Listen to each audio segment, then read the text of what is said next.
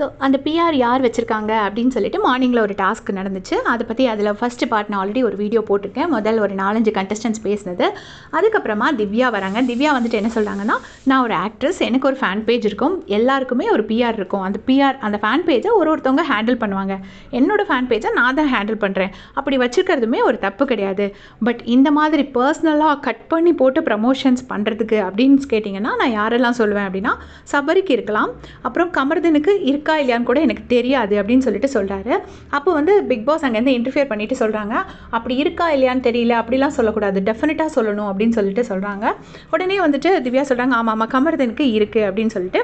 அப்புறமா ஒரு நிமிஷம், கானா வினோத்க்கு இருக்குது, ஏன்னா 12 வீக்ஸ் ஆச்சு, அவர் நிறைய பாட்டு பாடுறாரு, மற்றபடி அவரோட கவுண்டர்ஸ்லாம் எனக்கும் பிடிக்கும், அவரோட பாட்டு எனக்கும் பிடிக்கும். ஆனால் அதை தாண்டி அவர் வேறு எதுவும் அவரோட பாடி லாங்குவேஜோ இல்லை அவரோட கோவமோ எதுவும் பெருசாக வெளியில் போகாமல் இருக்கிறதுக்கு காரணம் வந்து அவருக்கு ஒரு ஸ்ட்ராங் பிஆர் ஒர்க் நடக்குது அப்படின்னு நான் பிலீவ் பண்ணுறேன் அப்படிங்கிறாங்க. அடுத்தது வந்து விக்ரமை வந்து அவருக்கு வந்து 2.8 மில்லியன் சப்ஸ்கிரைபர்ஸ் இருக்கிற டீம் இருக்குன்னு அவரே சொல்லியிருக்காரு. ஸோ கண்டிப்பாக அவருக்கு பிஆர் இருக்குது. அடுத்தது பாரு வந்து அவங்களே சொல்கிறாங்க, நான் வந்து ட்ரிகர் பண்ணி விட்டுட்டு போவேன் அப்படின்னு. ஸோ இவ்வளோ நம்பிக்கையோடு அவங்க வந்து அடுத்தவங்களை ட்ரிகர் பண்ணி கேம் விளையாடுறாங்கன்னா டெஃபினட்டாக பிஆர் இருக்குது. அதுக்கப்புறமா சாண்ட்ரா வந்து அவங்க என்னையை வந்து அவங்க இப்படி சொல்கிறாங்க, இந்த மாதிரி ஒரு டீம் கேட்டுச்சு அப்படிலாம் சொல்கிறாங்க. அப்போ வந்தப்போவே நாங்கள் 2 பேரும் பேசிகிட்டு இருந்தோம். அப்போ அவங்க என்கிட்ட கேட்டிருக்கலாம், இப்படி ஒரு டீம் காண்டாக்ட் பண்ணாங்களே அது நீங்களா அப்படின்னு சொல்லி அவங்க என்கிட்ட கேட்டிருக்கலாம். அவங்க கேட்கவே இல்லை, அதை இங்கே வச்சு ஏதோ சொல்லணுங்கிறதுக்காக சொல்கிறாங்க. அப்புறம் என்னென்னா, சாண்ட்ரா வந்து 30 லட்சம்னு ஏதோ ஒரு பாயிண்ட் சொல்லியிருப்பாங்க போல இருக்குது அந்த இடத்துல இருந்துட்டு. அப்புறம் என்ன சொல்கிறாங்கன்னா, சாண்ட்ராக்கே ஒரு ஃபேன் பேஜ் இருக்குது அப்படின்னோடனே சாண்ட்ரா அங்கே இருந்துட்டு எனக்கு ஃபேன் பேஜா அப்படின்னு சொல்லிட்டு பயங்கரமாக சிரிக்கிறாங்க. அப்போ இவங்கெல்லாம் சொல்கிறாங்க, அவங்க நீங்கள் பேசும்போது கேட்டுட்டு தானே இருந்தாங்க, ஸோ நீங்களும் கேட்டுட்ருங்க அப்படின்னு சொல்லிட்டு சொல்கிறாங்க. சாண்ட்ரா எப்படி சிரிக்கிறாங்கன்னா, ஐயோ என்ன போய் சொல்கிறாங்களே அப்படிங்கிற மாதிரி சிரிக்கிறாங்க. அடுத்ததான் வினோத் வராரு. வினோத் வந்துட்டு என்ன சொல்கிறாருன்னா, நான் வந்து எனக்கு பிஆர்னால் என்னன்னே தெரியாது, நான் 3 மாதம் வாடகை கட்டாமல் தான் வந்திருக்கேன். அப்புறம் என்னென்னா, என் பாட்டை வச்சு தான் நான் இவ்வளோ நாள் ஓட்டிகிட்ருக்கேன். என் தங்கச்சி வீட்டுக்கும் நான் வந்து இஎம்ஐ கட்டணும், மிக்ஸி அல்மிரா எல்லாமே வந்து எனக்கு இஎம்ஐயில் தான் ஓடிட்டுருக்கு. இதில் நான் எங்கேருந்து பிஆர் வைக்கிறதுக்கு? யாரோ 3 லட்சம் கேட்டாங்க. 3 லட்சம் கேட்டால் 3 லட்சத்துக்கு நான் தான் என் இஎம்ஐயே கட்டிட்டு போயிடுவேனே, நான் எதுக்கு பிஆர் வைக்க போகிறேன் அப்படின்னு சொல்லிட்டு வினோத் சொல்கிறாரு. சொல்லிவிட்டு திவ்யா எதுவுமே பண்ணலை. திவ்யாவுக்கு எவ்வளோ மார்க்கின்னு கேட்டால் 0% தான் நம்ம கொடுக்கணும்.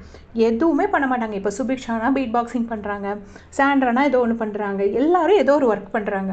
பட் திவ்யா வந்து எதுவுமே பண்ணாமல் சும்மாவே உட்காந்துருக்காங்க. கேமரா முன்னாடி அவங்க ஃபேஸை மட்டும் காட்டிகிட்டே இருக்காங்க. ஸோ திவ்யாவுக்கு தான் கண்டிப்பாக பிஆர் இருக்குது, வெறுமனே ஃபேஸை காட்டியே ஓட்டிகிட்டு இருக்காங்க அப்படின்னு சொல்லிட்டு சொல்கிறாங்க. அப்புறமா சுபிக்ஷாவுக்கு இருக்கும், விக்கல்ஸ்க்கு இருக்கும், கமர்தனுக்கு இருக்கும், சபரிக்கு இருக்கும் அப்படின்னு சொல்லிட்டு வினோத் சொல்கிறாரு. அடுத்ததான் சுபிக்ஷான்னு சொல்கிறாங்க. அது நான் அந்த ஃபஸ்ட் வீடியோ ரெக்கார்ட் பண்ணும்போது எனக்கு அந்த பாயிண்ட் மட்டும் மிஸ் ஆகிடுச்சு. லாஸ்ட்டாக சுபிக்ஷா வந்து திவ்யாவோட பேரை சொல்லியிருப்பாங்க. அப்புறமா வந்து சபரி வராரு. சபரி வந்துட்டு சூப்பராக வெளுத்து விடுறாரு சாண்ட்ராவை. நீங்கள் வந்து பிஆர் இருக்குது அப்படி இப்படி உங்களை காண்டாக்ட் பண்ணாங்க அப்படின்னு நீங்கள் சொல்கிறீங்கன்னா, இப்போ எனக்கு தெரியுது ஒன்றுமே பண்ணாமல் நீங்கள் இவ்வளோ நாள் வந்திருக்கீங்கன்னா உங்களுக்கு பிஆர் இருக்கிறதுனால தான் நீங்கள் வந்திருக்கீங்கன்னு அர்த்தம். நான் வந்து மீடியாவில் இருக்கேன், எனக்கு நிறைய பேரோட காண்டாக்ட்ஸ் இருக்குது, அதுக்கு அர்த்தம் நான் பிஆர் டீம் வச்சு தான் வந்தேன் கிடையாது. பிஆர் டீம் இருந்திருந்தால் நான் இந்நேரம் எப்போ முன்னுக்கு வந்திருப்பேன். நான் பண்ணுறது எதுவுமே வெளியில் தெரியலன்னு எல்லாரும் சொல்கிறாங்க. பிஆர் இல்லாதனால தான் அது வெளியே தெரியல அப்படின்னு சொல்லிட்டு சாண்ட்ராக்கு நல்லா கொடுக்குறாரு. அதுக்கு அடுத்து வந்து கமர்தனும் வராரு. கமர்தன் வந்துட்டு சாண்ட்ரா இப்படி சொன்னாங்க, உங்களுக்கு கால் வந்துச்சு, அவங்க காண்டாக்ட் பண்ணாங்க, கமர்தன் டீம் காண்டாக்ட் பண்ணாங்க, சபரி டீம் காண்டாக்ட் பண்ணாங்கிறதுக்காக உனக்கு பிஆர் இல்லைன்னு அர்த்தம் கிடையாது, உங்களுக்கும் பிஆர் வச்சு தான் நீங்கள் வந்திருக்கீங்க அப்படின்னு சொல்லிட்டு சொல்கிறாங்க. இந்த இடத்துல நான் ஒன்று சொல்ல விரும்புகிறேன். சாண்ட்ரா வந்து சும்மா எப்போ பார்த்தாலும் அவங்களுக்கு பிஆர் இருக்குது, இவங்களுக்கு பிஆர் இருக்குது, எனக்கு பிஆர் வைக்க காசு இல்லைன்னு சொல்லிட்டே இருக்காங்க.